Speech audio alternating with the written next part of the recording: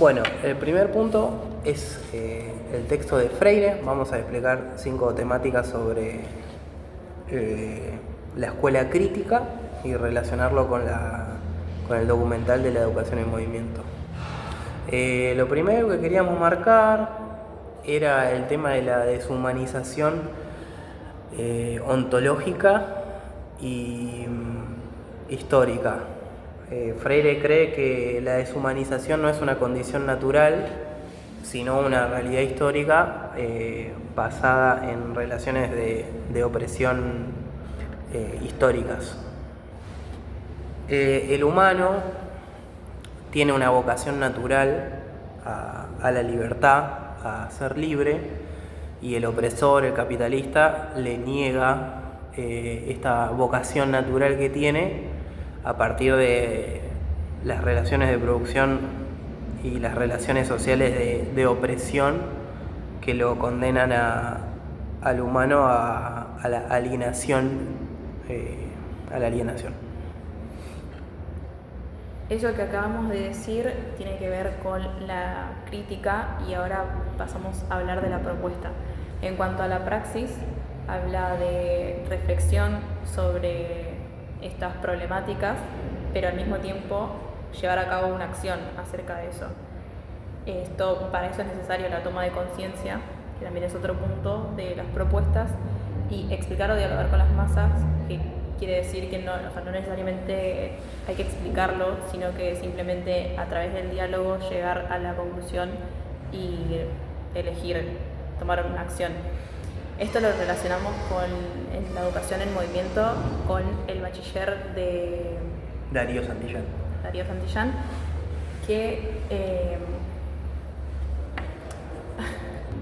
eso lo relacionamos con el tema de los femicidios, en los que primero se comparten las experiencias de las chicas que sufrieron los femicidios, los testimonios en realidad.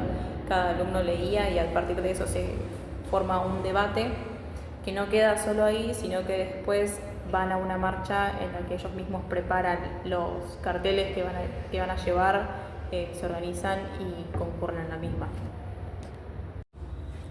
Bueno, para agregar un poco al análisis de Freire, nos gustaría decir otros conceptos claves de su forma de pensar la pedagogía. Una de ellas es la identificación con el opresor. Muchas veces pasa que las personas, los oprimidos, ponen en carne propia el discurso del opresor. Muchas veces lo que pasa es que el oprimido imita los valores del opresor y justamente este retroceso en la conciencia de clase perpetúa la dominación. Bueno, y cómo la gente internaliza estos discursos del poder, este miedo a cuestionar justamente es lo que termina liquidando toda posibilidad de cambio. Y otra cosa importante es hablar un poco también del lado del opresor. Muchas veces la conciencia de clase de este opresor termina deshumanizando al oprimido, termina deshumanizando al trabajador, a la persona común. Lo convierte en una cosa, en un objeto muerto, en una mercancía. En un medio para su fin. En un medio, claro, justamente para su fin. Y justamente lo que vemos en el documental de la educación en movimiento es sistemas educativos y procesos de aprendizaje llenos de vida, en los cuales las personas toman conciencia de sus roles en la sociedad y de las problemáticas que tienen como pueblo, como minoría. Y eso los vuelve a la vida, eso los humaniza nuevamente y va, justamente en contra de esta forma de pensar del opresor. Y esto lo podemos vincular con el documental, la parte de Colombia, las mujeres de Colombia que se organizan, muchas de ellas venían de cárceles donde las empiezan a educar, porque muchas no sabían ni siquiera leer ni escribir, y a partir de eso, primero que les habían inculcado desde la sociedad siempre que su único fin era el de servir a sus maridos, tener hijos, educarlos, cuidar la casa, pero nunca enfocarse en la educación para ellas mismas. Entonces, a partir de esto es que ellas empiezan a tomar conciencia del lugar que estaban ocupando como oprimidas, a veces de sus mismas parejas, de la misma familia. Y es gracias a esta toma de conciencia y de la educación que les brindan. Porque de hecho ni siquiera creían que era necesario aprender, era como, bueno, ¿para qué me va a servir eso?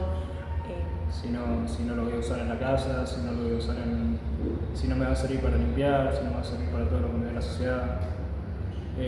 Fue algo que cuando se empezaron a dar cuenta que estaba mal el hecho de ser oprimido, se empezaron a ver más casos de mujeres estudiando, que sean grandes, más casos de una emancipación educativa en el tema de que ya prácticamente sabían leer, escribir, no era todo como tenía que ser visto por la sociedad, ya algunas incluso trabajaban, ya que si no me equivoco había algunas que directamente tampoco trabajaban, que para la única ocasión era tener hijos y cuidar la casa, que estaba mal visto que una mujer trabaje, que salga y lleve el pan a la mesa. Sí, o que tenga pensamiento crítico también. Y eso también se da en comunidad, o sea, entre las mismas mujeres se empiezan a fomentar y a motivar para poder aprender. Bueno, y en otro tema, Freire también valora mucho la subjetividad de las personas, no así el subjetivismo. O sea, la conciencia tiene que estar atada a la realidad y a cosas que suceden en la práctica. Y justamente esto se conecta con el documental porque los aprendizajes que vemos en las diferentes escuelas u universidades parten de experiencias personales de las personas, pero después terminan conectándose con lo colectivo. O sea, se parte desde una historia personal, pero después se van encontrando problemáticas y cosas en común que tienen todas esas personas que van al mismo lugar. Y que esto mismo nos hace romper con la idea de que somos individuos que no, o sea, que lo fundamental es que convivimos en sociedad y que por estar en un mismo territorio tenemos las mismas condiciones. Me refiero a que al tomar conciencia de esto podemos defender, como era el caso de Santiago del Estero, de defender el agua, que es un recurso del territorio, que no venga otra persona afuera a decirnos no, esto no es tuyo o no podés usarlo, como también es el ejemplo del lago escondido que vimos. Y justamente esto, de poder romper con la idea de que si yo estoy bien no me importa el de al lado, sino que tratar de generar este sentido de comunidad en el que todos pertenecemos y que no existe la meritocracia y el solo estoy bien yo, el individuo, y no importa el resto. Sí, como un poco sacarse ese miedo a la libertad, porque muchas veces la gente está más cómoda siendo, justamente por esta falta de conciencia, está más cómoda siendo un oprimido y se termina conformando con ciertos actos de falsa generosidad que tiene el opresor para con él. No sé, tu barrio tiene redes cloacales nefastas y cada vez que llueve o cada vez que pasa algo se inunda y la gente se termina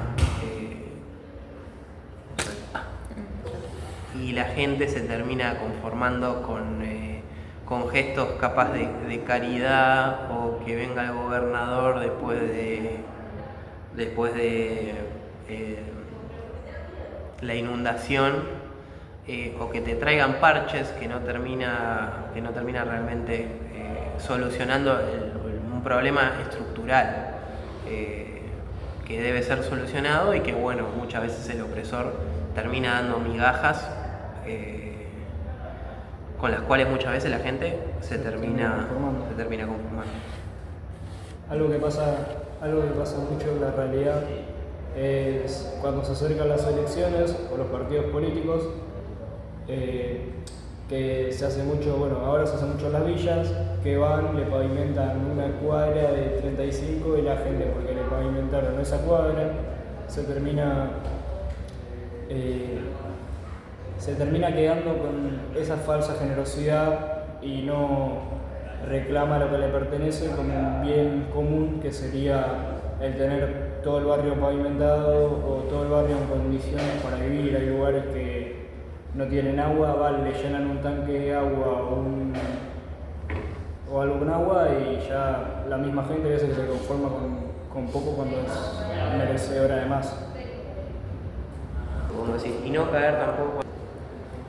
También es fundamental esto de empezar a cuestionarse para no caer en las explicaciones mágico-religiosas, creer que esto es así porque Dios lo quiso, porque siempre fue así, y aceptar como si esto fuera natural cuando en realidad no lo es.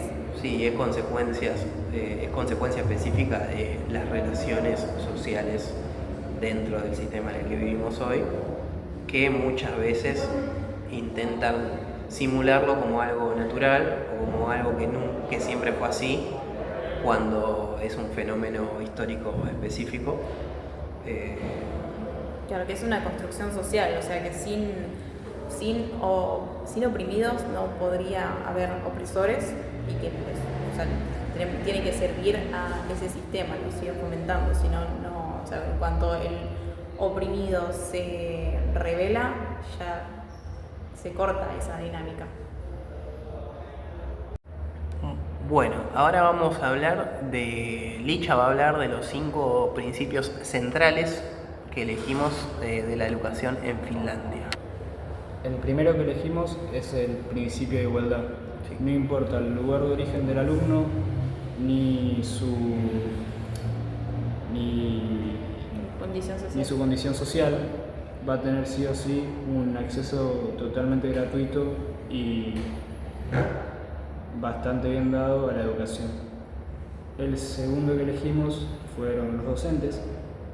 Los docentes son un rol importantísimo en la educación en Finlandia, ya que se anotan demasiados a las carreras, pero solo el 10% de esos mismos llegan a tener un rol docente en la escuela o a recibirse.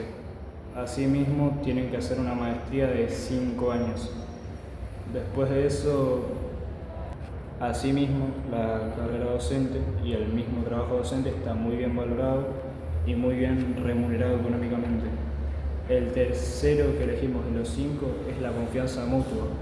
Esto quiere decir la confianza que le tiene el Estado al municipio, el municipio a la escuela al docente y el docente esa confianza que tiene con los alumnos para que se emancipen y tengan una educación y una emancipación autónoma. El cuarto que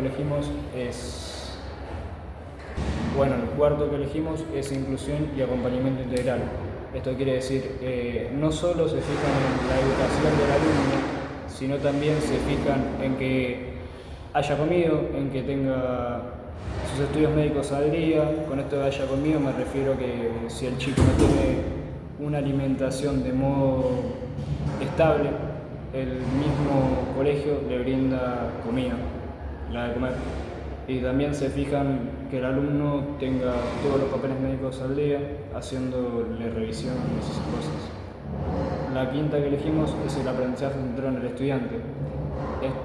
A esto nos quisimos referir con el tema de en Finlandia son cursos muy reducidos, de entre 20 a 15 alumnos. Y al ser tan pocos, el docente desarrolla una relación afectiva y se centra en la manera de aprender de cada alumno. No es que todos los alumnos tienen una manera para aprender todos juntos, tienen una manera diferente cada uno. Sí, se respeta mucho el ritmo de aprendizaje y de desarrollo de cada uno de los alumnos. Uno de los objetivos de la educación en Finlandia es formar personas empáticas, críticas y participativas. Esto lo logran a través de enseñarles, o sea, en realidad el objetivo es que el alumno aprenda a pensar.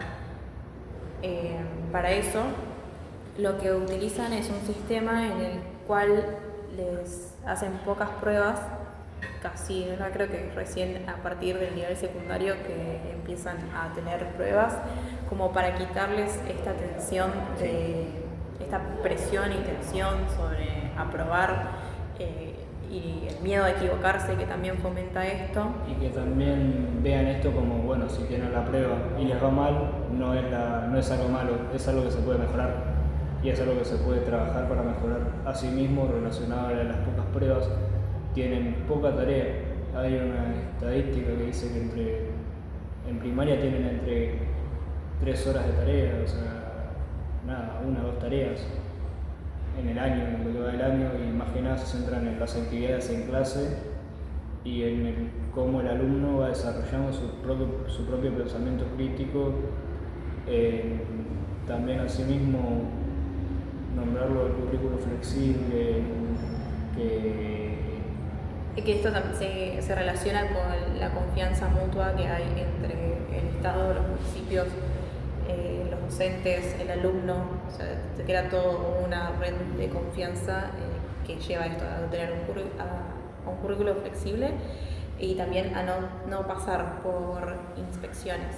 O sea, no son necesarias porque confían plenamente en la resolución de los mismos. Y en el trabajo del docente. El trabajo del docente, de la institución, justamente esto está llevado a lo del currículum flexible. Los alumnos en un momento pueden elegir si siguen por la vertiente vocacional o por la académica. Si vas por la académica es un poco más tradicional, ves sobre matemáticas, biología, las materias un poco más tradicionales,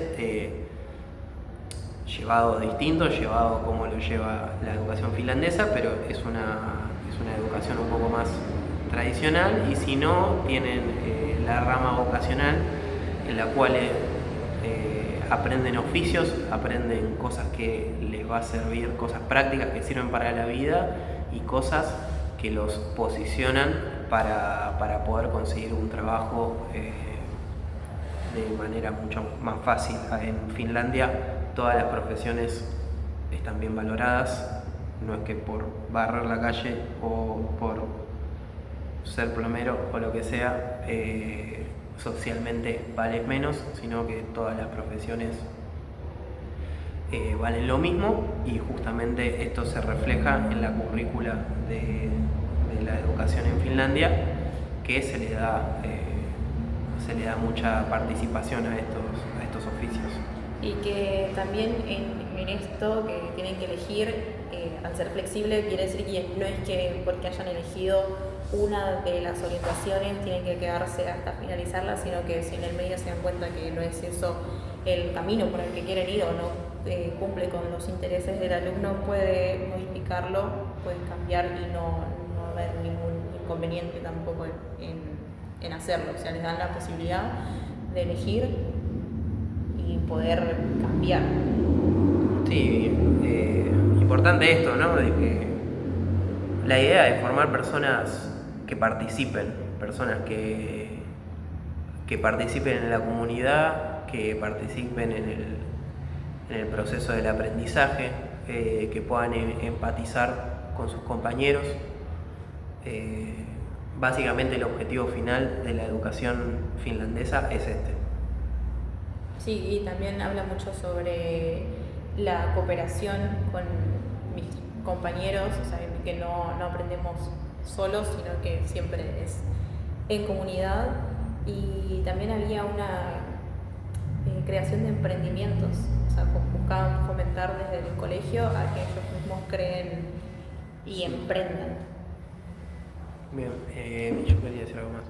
Con respecto a la formación docente, que está muy bien valorada, en el documental se ve claramente cómo los chicos que están cursando la carrera de la docencia tienen prácticas en los secundarios o en las primarias, en las cuales tienen toda una preparación de la clase previa con el profesor de esa cátedra y a la vez cuando preparan la clase, cuando se las aprueban, tienen otros compañeros profesores, o sea, compañeros que están cursando también la carrera, para que después les dé al que está dando la clase, al compañero profesor que esté dando la clase, feedback entre ellos para ver cómo estuvo la clase, qué pueden mejorar. Esto tanto con tus mismos compañeros profesores o con el profesor ya recibido, que es el titular de la cátedra. Entonces se ve una clara coordinación entre los profesores y los estudiantes que están estudiando para ser docentes en el futuro. Desarrollar 5 principios de la pedagogía científica y Montessori. Ejemplificar con una actividad de educación física. La pedagogía científica de Montessori está basada, porque ella fue médica, entonces implementa la primera médica recibida en Italia. Ella se basa en el pensamiento, en la pedagogía científica, porque observa y experimenta la naturaleza del niño. Es fundamental para que esto suceda crear un ambiente adecuado, motivador, que tenga muebles al alcance del niño que puedan facilitar la autonomía del mismo, con materiales didácticos sensoriales, ya que también es fundamental la parte sensorial, que puedan experimentar a través de los distintos sentidos y poder identificar cada uno de los objetos después. El rol docente. Bueno, el rol que cumple el docente en la pedagogía Montessori es el rol del docente facilitador. Él prepara los materiales, prepara el lugar, todo, y deja que a la hora de los alumnos tengan que interactuar con el material y hacer su clase, por así decirlo, se diviertan, y él también los guía y los... Se limita a no interferir en el proceso de cada alumno. Bueno, terminando con el rol docente, el objetivo de la pedagogía Montessori es preparar al niño para la vida. Bueno, y como último concepto importante tenemos el concepto de la autoeducación. La pedagogía de Montessori cree que cada niño debe educarse a sí mismo, que cada niño es el único regente y el más importante de su propio desarrollo, y en este sentido pensamos una actividad para una clase de educación física en la cual nosotros dentro del espacio que tengamos ponemos varios elementos en el piso pequeños, diferenciados por colores o formas parecidas, y en este mismo espacio dejamos 3 o 4 cajas de los mismos colores, y ahí el niño de manera autónoma tiene que discernir qué objetos van en cada caja, por color, por forma, por parentesco.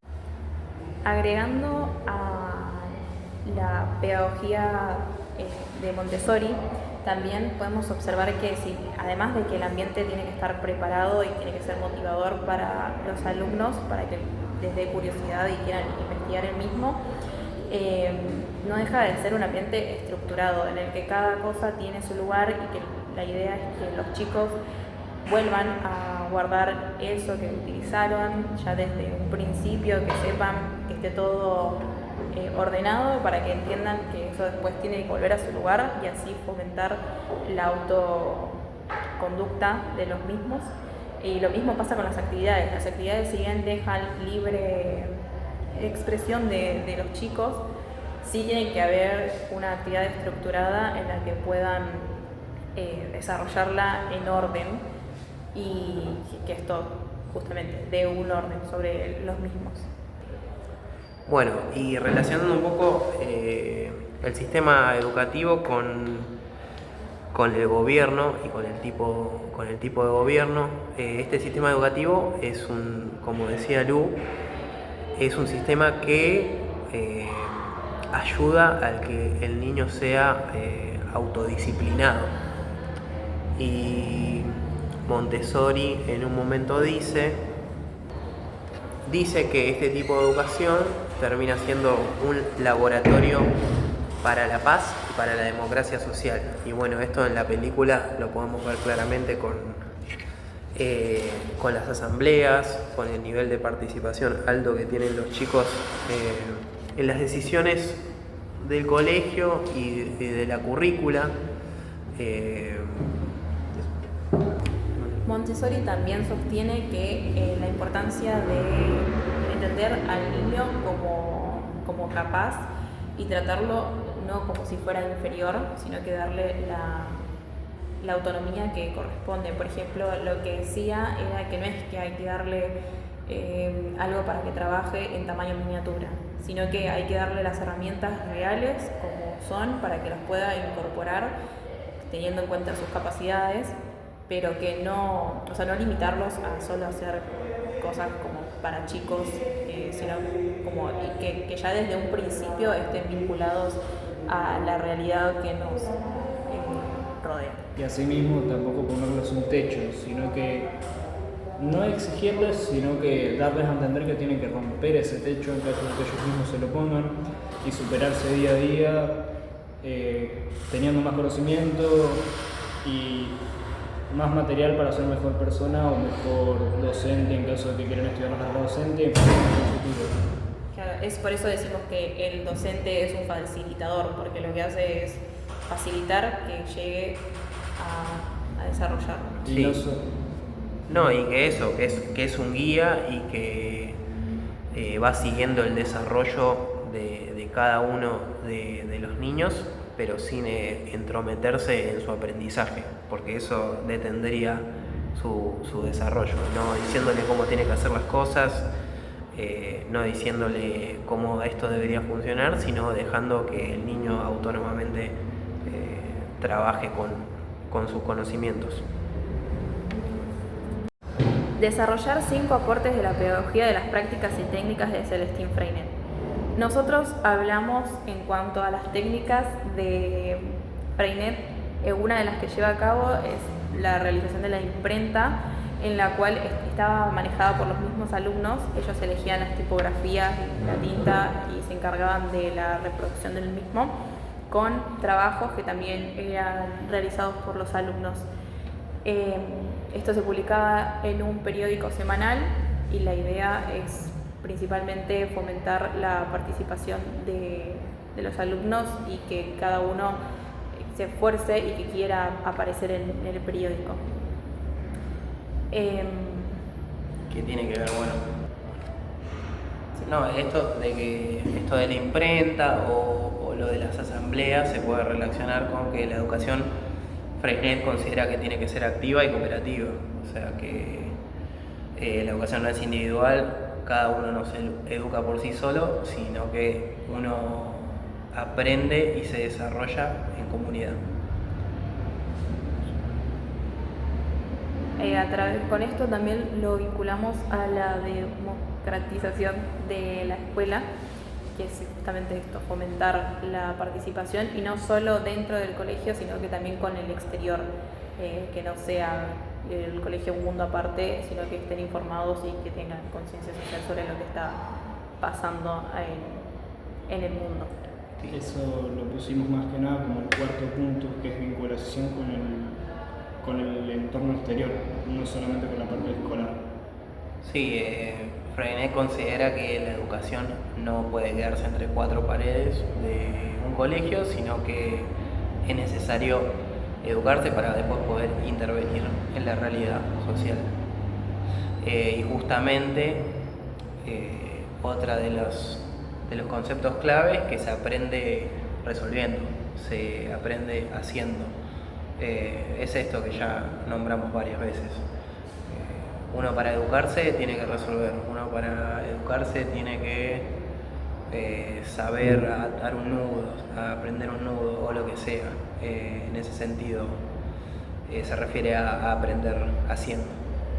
Habla también sobre ir en contra del autoritarismo, entonces el rol docente no es justamente alguien superior, sino que acompaña el proceso de cada alumno, que cada alumno es un individuo particular y que el protagonista siempre en el aprendizaje son los mismos.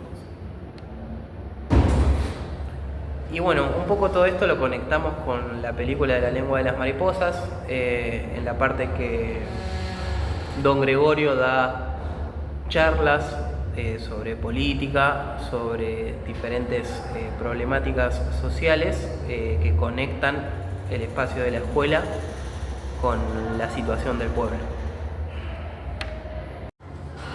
Queríamos agregar en Freinet que además de la imprenta, también lleva a cabo la técnica de correspondencia interescolar, en la que consistía que los alumnos se preparaban en parejas con chicos de otros colegios, en los cuales durante todo el año iban intercambiando cartas, contándose cosas o compartiéndose escrituras que habían preparado los chicos, que esto se buscaba justamente para poder fomentar la participación social y la cooperación entre sociedad y comunidad, o sea, entre ambos colegios, enviándose cartas entre sí, y incluso creo que se tenían...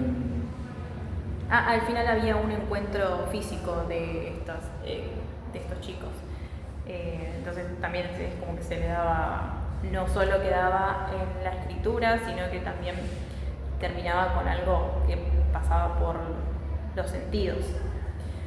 Además, en Freinet lo que se llama la escuela de la modernidad, porque muchos de estos fundamentos que él desarrolla hoy en día siguen estando vigentes y es una de las que más se puede cumplir con las técnicas que desarrolló para hoy en día. Dos escenas que me acuerdo mucho de otra película que vimos, que La lengua de las mariposas. Llega un docente llamado Don Gregorio a un pueblo en una etapa de la dictadura de la Guerra Civil Española, casi por empezar la Guerra Civil Española, y el docente, en vez de enseñarles de manera tradicional a los alumnos, les enseña más a la manera, así como diría Freinet, al aire libre, a través de la experiencia, y forma un vínculo con los alumnos bastante importante, un vínculo afectivo que lleva a que el mismo docente hable con la institución para poder enseñarles afuera de la misma. Una de las escenas que yo me acuerdo de eso fue cuando el docente lo llevó afuera de la institución a no me acuerdo si era un bosque o una plaza, o incluso el patio de la institución, y les mostró la lengua de una mariposa y les empezó a dar datos sobre la misma. Otra que me acuerdo bastante fue cuando al docente, por tener este pensamiento crítico, se lo llevan, porque justo empezó ese problema de la Guerra Civil Española, en el cual cualquier pensamiento crítico era considerado revolucionario y eso estaba mal. Sí, había que callarlo. ¿Hablan del pueblo el pueblo fue sumiso cuando se lo llevaron al docente, ya que en vez de rebelarse y decir no se lo lleve, no hacer X cantidad de cosas para evitarlo, decidieron callar y dejar que se lo lleven ante el miedo que sintieron ellos al no saber qué consecuencias podían tener. También la escena de Mocho, el chico, el nene, el alumno del docente, el querido Don Gregorio, cuando al ver que se lo están llevando, empieza a correr no me acuerdo si era sí, lo empieza a correr, gritándole insultos, insultándolo, y la cual culmina con el chico diciéndole algo que hablaba justamente sobre esta experiencia que habían tenido de las mariposas. Entonces, como para decirle, no podía quedar expuesto que lo estaba apoyando, pero de alguna manera se había creado un vínculo entre ambos y que el docente podría entender lo que se estaba refiriendo. Y otras de las cosas que también podemos agregar sobre la película es que se ve reflejado como Don Gregorio mantiene el mismo fundamento de Freinet que está en contra de los castigos, o sea, que lo cree como una humillación y que no es necesario para el aprendizaje, que incluso empeora el mismo. O sea, es una humillación completa para el alumno. Sí, también. ¿Y de qué hablamos? Ay, bueno, ya empezó a grabar, está bien, hablemos. Como conclusiones grupales, a mí me interesó mucho el tema de la pedagogía que apunta a la praxis, que apunta al cambio en la sociedad, que no se queda solo analizando las injusticias o demás, sino que los problemas que hay, sino que también hacer algo con respecto a eso, no quedarse solo en la palabra y en el diálogo eterno. Completamente, porque si vos te quedás solo en lo teórico, nunca vas a ver nada. Sí, no te digo que termina siendo funcional al sistema, a lo hegemónico, a lo establecido, pero casi. O sea, si uno no sale a la calle y no sale a disputar las peleas por lo que cree correcto, es muy difícil que nada vaya a cambiar. El documental de Educación en Movimiento es mucho sobre eso, tanto en Santiago del Estero, en Buenos Aires, en Santiago, que pelean por el agua, en Colombia, en Brasil, son todos casos de comunidades de oprimidos y también que se organizan. Que se organizan. Y deciden hacer algo con eso. Que va a colación con esto de la pedagogía de Freire, del oprimido, opresor oprimido, y de esta toma de conciencia de clase que te lleva justamente a eso, a salir a la calle, a practicar lo que uno después va entendiendo. Sí, y también eso, de entender que las cosas que no es que son porque siempre fueron así, sino que hay una construcción social sobre eso que lo lleva a que funcione, y que el primer paso para cortarlo, o por lo menos intentar, es tomar conciencia de esto. Sí. Algo así que a mí me llamó mucho la atención es lo que muestra el documental de la educación en movimiento en Bolivia, cuando habla del tema de, la fundación de la primera escuela, universidad bolchevique, y en la cual se enseña quechua, cosa que en lugares como la primaria y la secundaria no se hace, ya que se enseñan cosas de la educación tradicional como historia en general y así. También lo que yo miro mucho que pasa el día de hoy es casos como Paraguay, que en Paraguay ya básicamente casi ni se habla guaraní, cosa que se está perdiendo por la colonización actual a la hora de la educación. Bueno, otra cosa importante, siguiendo un poco por la cuestión de la pedagogía crítica, a mí me parece muy importante que estudiemos esta pedagogía crítica, que justamente critica, que justamente hace tomar conciencia de la realidad política, social, en la que estamos sumergidos en un país como Argentina, en un país en el cual hay mucha desigualdad, mucha opresión, donde hay muchos conflictos sociales con tribus originarias. Entonces me parece importante estudiar esto para tomar conciencia justamente y poder llevar la educación que después demos como docentes para un lugar en específico y no seguir repitiendo patrones y conductas de una educación tradicional hegemónica. Además, esta conciencia de la que hablaba mi compañero también lo pensamos que es fundamental, no querer parecer opresor siendo un oprimido. Esto lo vemos en el día a día y es fundamental justamente esto, la toma de conciencia de la condición social para poder defenderlo y no confundirse con otra cosa y defenderla a la misma.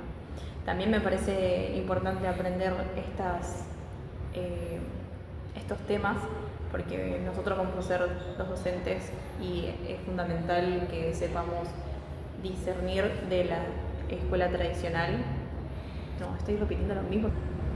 Discernir entre la escuela tradicional que tuvimos y qué tipo de docentes queremos ser. A mí me gustó el rol que toma el alumno, ya que es un rol en el cual él tiene un pensamiento crítico, en el cual el docente no le inculca un pensamiento o una manera de pensar, él mismo lo va desarrollando a medida que pasa el tiempo y a medida que van pasando las clases. Una pequeña reflexión que yo saco también es, a medida que pasan las clases. Esto también me lleva a pensar en cómo puede ir evolucionando la educación para mejor, cómo nosotros tendríamos que aplicar estos pensamientos que vimos ahora en pedagogía a futuro, para que el alumno que tengamos no sea tan algo de solo obedecer lo que le dice el docente, sino que también tenga un pensamiento crítico propio y no pase como pasó últimamente, que es el famoso decir por decir, hacer porque me lo dijeron, o para probar nada más. Para probar también, o como dicen muchos ahora, el famoso votar por votar, en el caso de, no sé, voto a este porque vi lo que puso en TikTok, me caí de risa por lo que puso en TikTok y lo voy a votar porque me parece un tipazo. Y nada, la verdad que los materiales que nos dio a medida que pasó el año y las cosas que nos enseñó en todo lo que estuvimos viendo hasta ahora nos sirven demasiado para el futuro, más que nada para cambiar el modo en el cual se puede educar y cómo el alumno podría ser una persona mejor en un futuro no tan lejano y el docente desarrollarse de una manera.